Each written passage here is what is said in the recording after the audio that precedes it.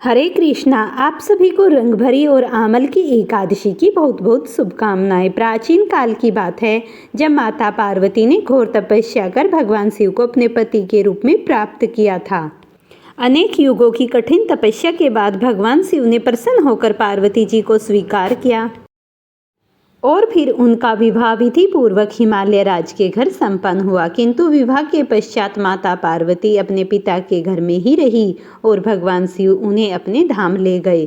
समय बीत गया और देवी पार्वती ने गृह प्रवेश का शुभ अवसर निकट आया। फाल्गुन एकादशी के दिन, जिसे आज रंगभरी एकादशी कहा जाता है, भगवान शिव स्वयं अपने गणों के साथ हिमालय राज के महल पहुँचे। उनके साथ नंदी, भूत, गण, प्रेत, ऋषि मुनि और अनेक देवी देवता भी थे। पूरे कैलाश और देवलोक में हर्ष छा गया। चारों ओर मंगल ध्वनियां गूंज उठी और माता पार्वती को पूरे विधि विधान से गाने के लिए तैयार किया गया। भगवान शिव ने माता पार्वती को अपने दिव्य वाहन पर बिठाया और काशी के लिए प्रस्थान किया। जैसे ही वे काशी पहुंचे, संपूर्ण नगर में उत्सव का माहौल छा गया। भक्तों ने अपने आराध्य शिव पार्वती जी का भव्य स्वागत किया। चारों ओर मंगल गीत गाए जाने लगे। शिव भक्तों ने रंग गुलाल उड़ाकर अपने आराध्य के आगमन का उल्लास मनाया। पूरी नगरी में आनंद और प्रेम की धारा बहने लगी। भगवान शिव स्वयं भी प्रसन्न होकर अपने भक्तों के साथ रंग खेलने लगी। माता पार्वती जी भक्तों के प्रेम को देखकर आनंदित हुई और उन्होंने श्री शिव जी संग रंगों की छटा बखेरी। इस प्रकार रंगभरी एकादशी केवल शिव पार्वती के मिलन का दिन ही नहीं, बल्कि भक्ति, प्रेम और रंगों के उत्सव का प्रतीक बन गई। तब से हर वर्ष रंगभरी एकादशी के दिन काशी में विशेष रूप से बाबा विश्वनाथ का श्रृंगार किया जाता है और भक्तगण गुलाल और अबीर अर्पित कर इस दिव्य मिलन का उत्सव मनाते हैं। यह दिन भगवान शिव और देवी पार्वती जी के प्रेम, भक्ति और आनंद का प्रतीक है और इसे मानने से जीवन में सुख, समृद्धि और आध्यात्मिक ऊर्जा का संचार होता है। रंगभरी या आमल की एकादशी फाल्गुन शुक्ल पक्ष की एकादशी तिथि को मनाई जाती है, जिसका उल्लेख अनेक पुराणों में मिलता है और इस दिन भगवान विष्णु और आंवले के वृक्ष की पूजा करने का विशेष महत्व है। आंवला, जिसे अमृत फल माना जाता है, श्री हरि को अत्यंत प्रिय है और उनके पूजन से व्यक्ति के समस्त पाप नष्ट हो जाते हैं। यह एकादशी जीवन में शुद्धता, पुण्य और मोक्ष की प्राप्ति के द्वार खोलती है। इसे रंगभरी एकादशी भी कहते हैं कि होली के पूर्व आते ही भक्तों के मन में उल्लास पूर्वक भगवान का पूजन कर रंगों का उत्साह मनाते हैं। इस दिन व्रत और दान का विशेष फल मिलता है, जिससे मनुष्य सांसारिक बंधनों से मुक्त होकर प्रभु के चरणों में स्थान प्राप्त करते हैं। ऐसे ही एक दिव्य प्रसंग महाभारत काल में घटित हुआ, जब धर्मराज युधिष्ठिर ने भगवान श्री कृष्ण से इस एकादशी का महत्व जानने की इच्छा प्रकट की।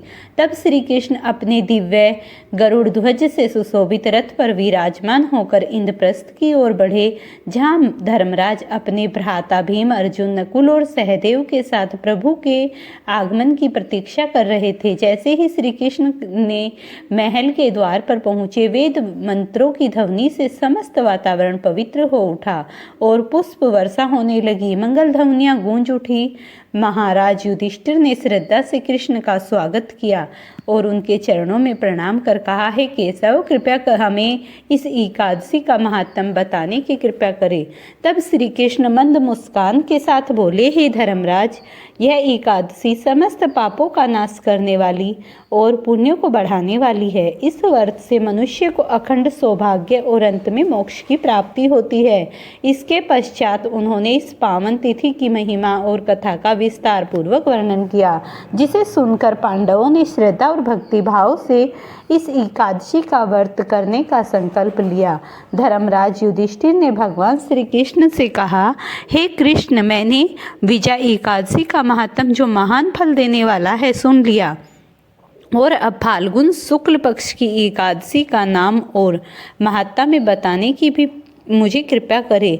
तब भगवान श्री कृष्ण बोले, हे महाभाग, मैं यह प्रसंग सुनाता हूँ, जिसे माधवता के पूछने पर एक महात्मा वशिष्ठ ने कहा था।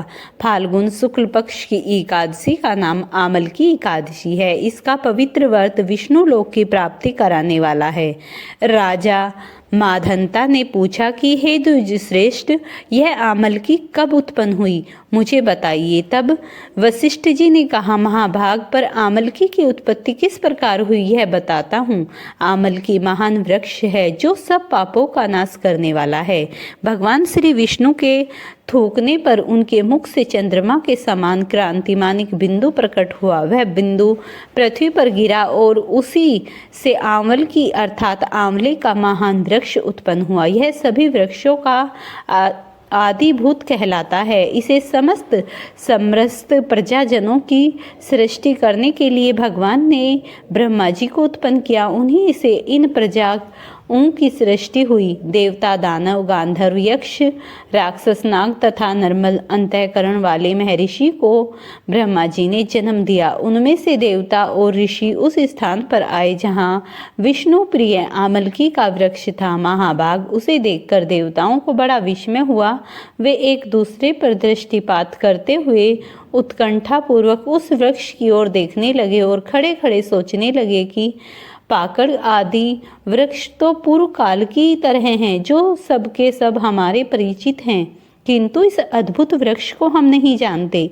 उन्हें इस प्रकार चिंता करते देखकर तभी आकावाणी हुई, महर्षि हो, यह सर्वश्रेष्ठ आमलकी का वृक्ष है जो श्री विष्णु को प्रिय है। इनके स्मरण मात्र से गोदान का फल मिलता है। स्पर्श करने से इससे 2 गुना और फल भक्षण करने से 3 गुना फल पुण्य प्राप्त होता है। इसीलिए सदा प्रयत्न पूर्वक आमलकी का सेवन करना चाहिए। यह सब पापों को हराने वाला वैष्णव वृक्ष बताया गया है। इसके मूल भाग में श्री विष्णु, उप पूर्वी भाग में श्री ब्रह्मा, स्कंद में परमेश्वर, भगवान रुद्र, शाखाओं में मुनि, टहनियों में देवता, पत्तों में वसु, फूलों में मरुद्र गण और फलों में समस्त प्रजापति वास करते हैं। आमल की सर्वदेवमयी बताई गई है।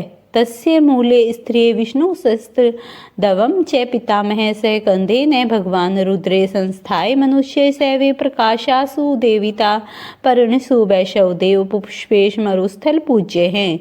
ऋषि बोले, अव्यक्त स्वरूप से बोले जाने वाले महाभाग, हम लोग आपको क्या समझा? आप कौन हैं, देवता हैं या कोई? हमें ठीक ठीक बताइए। आकाशवाणी हुई तो संपूर्ण भूतों के कर्ता और समस्त भुवन के सृष्टा हैं, जिन्हें विद्वान पुरुष भी कठिन से देख पाते हैं। वही सनातन विष्णु मैं हूँ। देवाधिदेव भगवान विष्णु का कथन सुनकर उन ब्रह्मा कुमार महर्षियों के नेत्र आश्चर्य से चकित हो उठे और उन्हें विस्मय हुआ। वे आदि अंत रहित भगवान की स्तुति करने लगे। ऋषि बोले, संपूर्ण भूतों के आत्मभूत आत्मा एवं परमात्मा को नमस्कार है। अपनी महिमा से कभी आयोचित न होने वाले नित्य प्रणाम अंतःहित परमेश्वर को मैं बारंबार प्रणाम करता हूँ। दामोदर कवि और यज्ञेश को मैं प्रणाम करता हूँ। आप विश्व के स्वामी हैं, आपको मैं नमस्कार करता हूँ। ऋषियों के इस प्रकार स्तुति करने पर भगवान श्री संतुष्ट हुए और बोले, महर्षि हो, तुम्हें कौन सा अभीष्ट वर दूं? ऋषि बोले, भगवान, यदि आप संतुष्ट हैं तो हम लोगों के हित के लिए कोई ऐसा व्रत बतलाइए जो स्वर्ग और मोक्ष के लिए फलदायी हो। श्री विष्णु बोले, हे महर्षि, फाल्गुन मास के शुक्ल पक्ष में यदि पुष्प नक्षत्र के युक्त द्वादशी हो तो वह महान पुण्य देने वाली और बड़े बड़े पादकों का नाश करने वाली होती है। द्विज, वो उसमें जो विशेष कर्तव्य है उसको सुना। आमल की एकादशी में आंवले के वृक्ष के पास जाकर वहां रात्रि में जागरण करना चाहिए, जिससे मनुष्य समस्त पापों से छूट जाता है और सहस्त्र गोदान का फल प्राप्त होता है। विप्रगणों, यह व्रतों में उत्तम व्रत है जिसे मैं तुम्हारे लिए बतला रहा हूँ।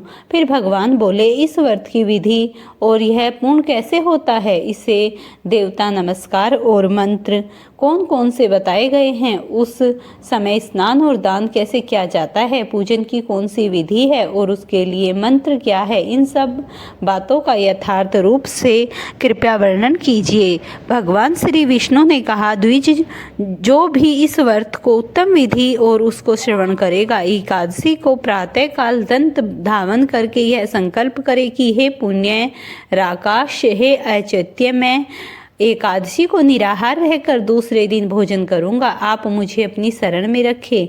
ऐसे नियम लेने के बाद पतित, चोर, पाखंडी, दुराचारी, मर्यादा भंग करने वाला और गुरु पत्नी गामी मनुष्यों से वार्तालाप ना करे। अपने मन को वश में रखते हुए नदी में, पोखर में, कुएं या पर या फिर घर में ही स्नान करे। स्नान करने से पहले शरीर में मिट्टी लगाएं और इस प्रकार कहे, अशु कांति रथ कांते विष्णु वसुधरे मृत्यु के हर में पापम जन्मों कोट्या सामाजित, अर्थात हे वसुंधरे तुम्हारे ऊपर अशु और रथ चला करते हैं तथा वामन अवतार के समय भगवान विष्णु ने भी तुम्हें अपने पैरों में नापा था। मृत्यु के मैंने करोड़ों जन्मों में जो पाप किए हैं, मेरे उन सभी पापों को हर लो। फिर स्नान करते हुए इस प्रकार कहे, जल की अधिष्ठात्री देवी, हे माता, तुम संपूर्ण भूतों के लिए जीवन में वही जीवन जो श्वेत और उर्दादी जाति के जीवों को भी रक्षक हैं। आप रसों की स्वामिनी हैं, आपको नमस्कार है। और मैं आज से संपूर्ण तीर्थों, कुंडों, झरनों, नदियों और देव संबंधी सरोवरों में स्नान कर चुका हूँ। मेरा यह स्नान उक्त सभी स्नान का फल देने वाला हो। विद्वान पुरुष को चाहिए कि वह परशुराम जी की सोने की प्रतिमा बनाए। प्रतिमा अपनी शक्ति और धन के अनुसार या एक आधे माँ से स्वर्ण की होनी चाहिए। स्नान के बाद घर आकर पूजा और हवन करे। इसके बाद सब प्रकार की सामग्रियाँ लेकर आंवले के वृक्ष के पास जाए। वहाँ वृक्ष के चारों ओर की जमीन झाड़ फूकार लीप पोत कर शुद्ध कर ले। शुद्ध की हुई भूमि में मंत्र पाठ पूर्वक जल से भरे हुए नवीन कलश की स्थापना करे। पंचारत्र और दिव्य गंध आदि छोड़ दे। श्वेत चंदन से उनको चर्चित करे। कंठ में फूल की माला, सब प्रकार के धूप की गंध फैलाते हुए दीपों की श्रेणी उजागर रखे। तात्पर्य यह है कि उन्हें से सुंदर और मनोहर दृश्य उपस्थित करे। पूजा के बाद नवीन छाता, जूता और वस्त्र भी मांगा कर रखे। कलश के ऊपर एक पात्र रखकर उसे दिव्य लाजो अर्थात खिलो आदि से भर दे। फिर उसके ऊपर स्वर्ण में परशुराम जी की स्थापना करे।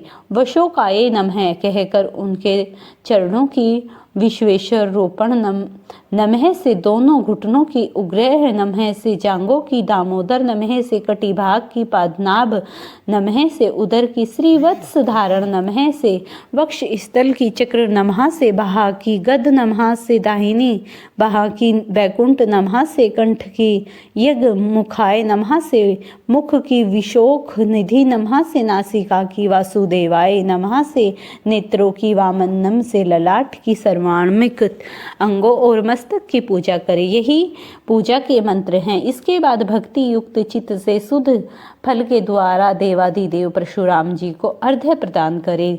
अर्घ्य देते समय इस प्रकार कहे, हे देवेश्वर, जन्म जगदीभ्य नंदन आदि श्री विष्णु स्वरूप परशुराम जी, मैं आपको नमस्कार करता हूँ। आपको नमस्कार है। आंवले के फल के साथ दिया हुआ मेरा यह अर्घ्य कृपया ग्रहण कीजिए। इसके बाद भक्ति युक्त चित्त से जागरण करें। नित्य संगीत, वाद, धार्मिक उपाख्यान या फिर श्री विष्णु संबंधी कथा वार्ता आदि के द्वारा वह रात्रि व्यतीत करे। उसके बाद विष्णु भगवान के नाम लेकर आमल की वृक्ष की परिक्रमा 108 या 28 बार करे। फिर सवेरे होने पर श्री हरि की आरती करे। ब्राह्मण की पूजा करके वहाँ की सब सामग्री उसे निवेदन कर दे। परशुराम जी का कलश, 2 वस्त्र, जूता आदि सभी वस्तुएं दान दे और यह भावना करे कि परशुराम जी के स्वरूप में भगवान श्री विष्णु मुझ पर प्रसन्न हों। इसके बाद आमल की का स्पर्श करके उनकी दक्षिणा अर्थात परिक्रमा करें और स्नान करने के बाद विधि पूर्वक ब्राह्मणों को भोजन कराएं। इसके बाद कुटुंब को साथ बैठकर स्वयं भी भोजन करें। ऐसा करने से पुण्य मिलता है, वह सब भी बतलाता हूँ। सुनो, संपूर्ण तीर्थों के सेवन से जो पुण्य प्राप्त होता है और सब प्रकार के दानों से जो दान फल मिलता है, वह सब उपयुक्त विधि के पालन से सुलभ हो जाता है। समस्त यज्ञों की उपेक्षा श्री अधिक फल मिलता है, इसमें तनिक भी संदेह नहीं है। यह व्रत संपूर्ण व्रतों में उत्तम है, जिसका मैंने तुमसे पूरा वर्णन किया। वशिष्ठ जी कहते हैं, महाराज, इतना कहकर देवेश्वर भगवान विष्णु वहीं पर अंतर्धान हो गए। उसके बाद उन समस्त ऋषियों ने उस व्रत का संपूर्ण रूप से पालन किया। हे राजन, इस प्रकार तुम्हें भी इस व्रत का अनुष्ठान करना चाहिए। भगवान श्री कृष्ण कहते हैं, हे युधिष्ठिर, यह द्वंद्व व्रत मनुष्यों को सभी पापों से मुक्त कराने वाला है। अब मैं तुम्हें आमल की एकादशी व्रत से जुड़ा हुआ एक प्रसंग भी सुनाता हूँ। इसे ध्यान पूर्वक सुनो। जिसे एक समय राजा माधाता ने पूछने पर महर्षि वशिष्ठ ने कहा था, एक बार वेदिश नाम से एक नगर था, जिसमें ब्राह्मण, क्षत्रिय, वैश्य और शूद्र चारों वर्ण का आना सहित रहा करते थे। उस नगर में सदैव वेद ध्वनि गूंजा करती थी तथा पापी, दुराचारी और नास्तिक उस नगर में कोई नहीं था। उस नगर में चैत नाम से एक चंद्रवंशी राजा राज्य करता था। वह अत्यंत विद्वान और धार्मिक था। उस नगर में कोई भी व्यक्ति दरिद्र और कंजूस नहीं था। सभी नगरवासी विष्णु भक्त थे और आभा वृद्ध स्त्री पुरुष एकादशी का व्रत किया करते थे। एक समय फाल्गुन माह के शुक्ल पक्ष की आमल की एकादशी आई। उस दिन राजा, प्रजा और बाल व्रत सबने हर्षपूर्वक व्रत किया। राजा अपनी प्रजा के साथ मंदिर में जाकर पूर्ण कुंभ स्थापित करके धूप, दीप, नैवेद्य, पंचारत्न आदि से धात्री अर्थात आंवले का पूजन करने लगा और इस प्रकार स्तुति करने लगा, हे धात्री, आप स्वरूप हो, आप ब्रह्मा जी द्वारा उत्पन्न हो और समस्त पापों का नाश करने वाली हो। आपको नमस्कार है। अब आप मेरा यह अर्घ्य स्वीकार करें। आप श्री रामचंद्र जी द्वारा सम्मानित हो। मैं आपकी प्रार्थना करता हूँ, अतः आप मेरे समस्त पापों का नाश करो। फिर उस मंदिर में सभी ने रात्रि में जागरण किया और रात के समय वहां पर एक बहेलिया आया जो अत्यंत पापी और दुराचारी था और वह अपने कुटुंब का पालन जीव हत्या करने के लिए क्या करता था। भूख और प्यास से अत्यंत व्याकुल वह बहेलिया उस जागरण को देखने के लिए मंदिर के एक कोने में बैठ गया और विष्णु भगवान तथा एकादशी के महात्म्य की कथा सुनने लगा। इस प्रकार अन्य मनुष्यों की तरह उसने भी सारी रात जागरण में बिता दी। प्रातःकाल होते ही सब लोग अपने घर चले गए तो बहेलिया भी अपने घर चला गया। उसने भोजन किया और कुछ समय बीतने के पश्चात उस बहेलिया की मृत्यु हो गई। मगर उस अमल की एकादशी के व्रत और जागरण से उसने अगले जन्म में राजा विदुर के घर जन्म लिया और उसका नाम वसुतम, पर वह चतुरंगिनी सेना के सहित तथा धन धान्य से युक्त होकर 1000 ग्रामों का पालन करने लगा। वह तेज में सूर्य के समान, क्रांति में चंद्रमा के समान, वीरता में भगवान विष्णु के समान और क्षमा में पृथ्वी के समान था। वह अत्यंत धार्मिक, सत्यवादी, कर्मवीर और विष्णु भक्त था। वह प्रजा का समान भाव से पालन करता था। दान देना उसका नित्य कर्तव्य था। एक दिन राजा शिकार खेलने देव योग में वह सारा मार्ग भूल गया। दिशा ज्ञान न रहने के कारण वह उसी वन में एक वृक्ष के नीचे थोड़ी देर के लिए सो गया। पहाड़ी मलछा वहां पर आ गए और राजा को अकेला देखकर मारो मारो शब्द कहते हुए राजा की ओर दौड़े। मूले कहने लगे कि इसी दुष्ट राजा ने हमारे माता पिता, पुत्र पौत्र आदि अनेक संबंधियों को मारा है और देश से निकाल दिया है, अतः इसको अवश्य ही मारना चाहिए। ऐसा कहकर वे मलच्छ उस राजा को मारने दौड़े। इस प्रकार अनेक ही अस्त्र शस्त्र उसके ऊपर फेंकने लगे और अस्त्र शस्त्र राजा के शरीर पर गिरे तो ही नष्ट हो जाते और उनका वार पुष्प के समान प्रतीत होता। देखते ही देखते उन लेचों के अस्त्र शस्त्र उल्टा उन्हीं पर प्रहार करने लगे, जिससे वे मूर्छित होकर गिरने लगे और उसी समय राजा के शरीर से एक दिव्य स्त्री उत्पन्न हुई। वह स्त्री अत्यंत सुंदर होते हुए भी उसकी भ्रुकुटी टेढ़ी थी। उसकी आंखों से लाल लाल अग्नि निकल रही थी, जिससे वह दूसरे काल के समान प्रतीक होती थी। स्त्री मलेच्छों को मारने दौड़ी और थोड़ी ही देर में उसने सब मलच्छों को काल की गाल में पहुंचा दिया। जब राजा सोकर उठा तो उसने मलच्छों को मरा हुआ देखकर कहा कि इन शत्रुओं को किसने मारा है और इस वन में कौन मेरा हितैषी रहता है। ऐसा विचार वह करने लगा। एक आकाशवाणी हुई, हे राजन, इस संसार में श्री विष्णु भगवान के अतिरिक्त कौन सी तेरी सहायता कर सकता है। इस आकाशवाणी को सुनकर राजा अपने राज्य में आ गया और सुखपूर्वक राज्य करने लगा। श्री कृष्ण कहते हैं, हे राजन, यह आमल की एकादशी के व्रत का प्रभाव है। जो मनुष्य इस एकादशी की सच्चे मन और श्रद्धा निष्ठा के साथ व्रत करता है, वे प्रत्येक कार्य में सफल होकर अंत में वैकुंठ लोक को जाते हैं। श्री कृष्ण ने इस दिव्य वचनों को सुनकर फिर धर्मराज युधिष्ठिर ने भी इस व्रत का दृढ़ संकल्प लिया और इस दिव्य तिथि को विधि पूर्वक पालन किया।